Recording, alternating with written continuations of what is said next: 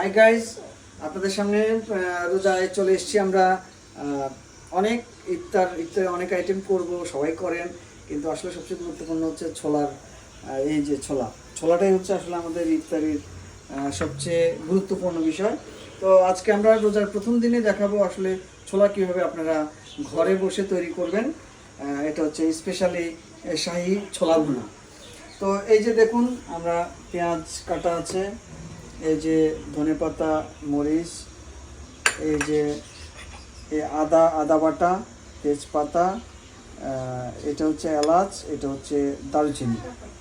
এটা এই যে এখানে মশলাগুলি আছে, এগুলি আমরা আস্তে আস্তে আপনাদের সবাইকে দেখাবো পর্যায়ক্রমে।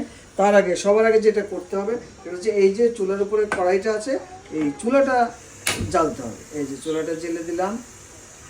এখন কড়াইটা একটু গরম হবে, 1 মিনিট গরম করবেন কড়াইটা। গরম করার পর এই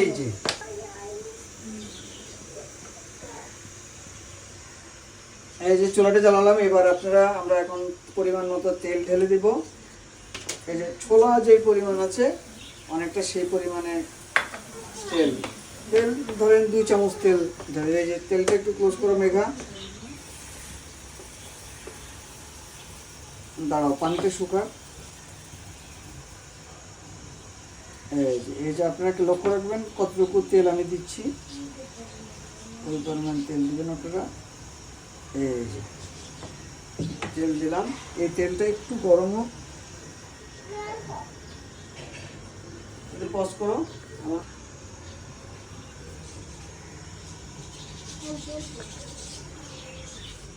এই গাইজ, তো এই তেলটা এখন গরম হবে। গরম হতে হতে কি করব আমরা এই যে এখন পেঁয়াজ দেব, পরিমাণ মতো পেঁয়াজ দেব। এই যে দেখুন এই পেঁয়াজটা দিব। পেঁয়াজটা মেঘা, পেঁয়াজটা ক্লোজ করো।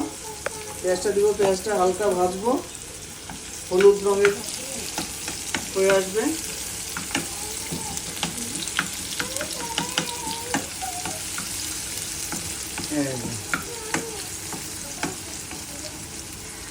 তো গাইজ আমরা এখন এই যে আমরা এখন এই যে দেখুন পেঁয়াজ ভুনা করছি।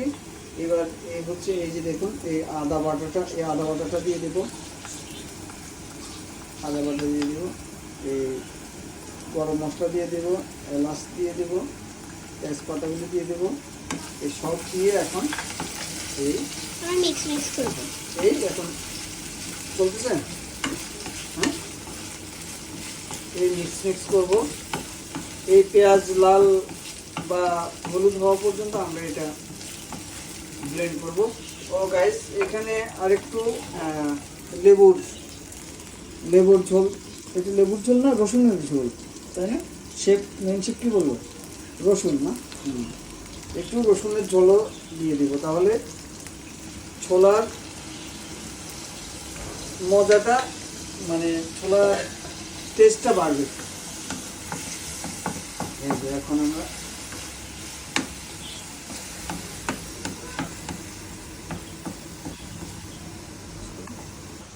ওকে গাইস, আমরা এখন এই যে দেখুন পেঁয়াজ, রসুন পানি, তেজপাতা, গরম মশলা এগুলি সব কষাচ্ছি। এটার সঙ্গে এখন আমরা আবার অনেক রান্নাটা একটা শিল্প, আপনারা জানেন ভালো করে। এটা আমরা যারা বিশিষ্ট রন্ধনবিদ আছি তারা জানি এটা যে একটা শিল্প। তো সেই শিল্পের খানিকটা ছোঁয়া আপনাদেরকে আজকে দেখানোর চেষ্টা করছি। এই যে দেখুন, এটা হচ্ছে কি জানো, এটা যে এই মশলাটার নাম ভুলে গেছি। যাই হোক, এটা এই যে আধা চামচ দেবেন।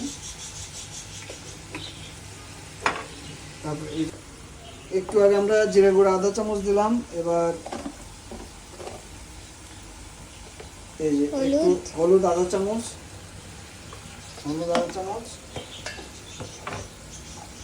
লবণ আধা চামচ। লবণ পরে আমরা আবার দেব। এটা কি আবার,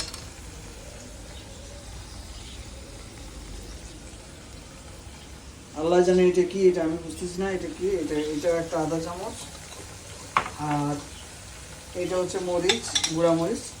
আমরা কাঁচা মরিচও দিব পরে,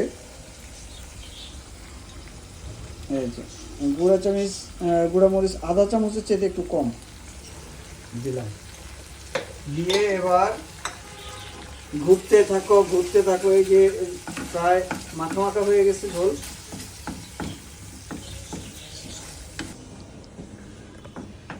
হ্যাঁ, তো গাইস আমরা এই যে পেঁয়াজ, তেজপাতা, গরম মশলা, এই যে 4-5 পদের এই যে গুঁড়া মরিচ, তারপরে হচ্ছে হলুদ, তারপর হচ্ছে জিরা গুঁড়া, তারপরে আদা গুঁড়া, এসব দিলাম। দিয়ে এই যে দেখেন এই যে ঝোল ঝোল মাখা মাখা করছি। এখন এইটার মধ্যে আমরা এই যে দেখুন ছোলা এবং আলু মিক্স, আলু সেদ্ধ করে আলু মিক্স ছোলা সেদ্ধ, এটা আমরা এখন ছেড়ে দেব। এই যে এবং ছেড়ে এটা এখন এই যে এখন মাখতে শুরু করব।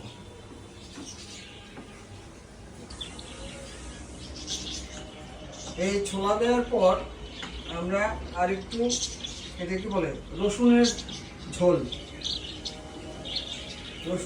দেবো। এবার আমরা ঘুরতে থাকবো। যে মশলাগুলি কষালাম সেই মশলাগুলি যেন এই ছোলা এবং আলুর সঙ্গে ব্লেন্ড হয়ে যায়।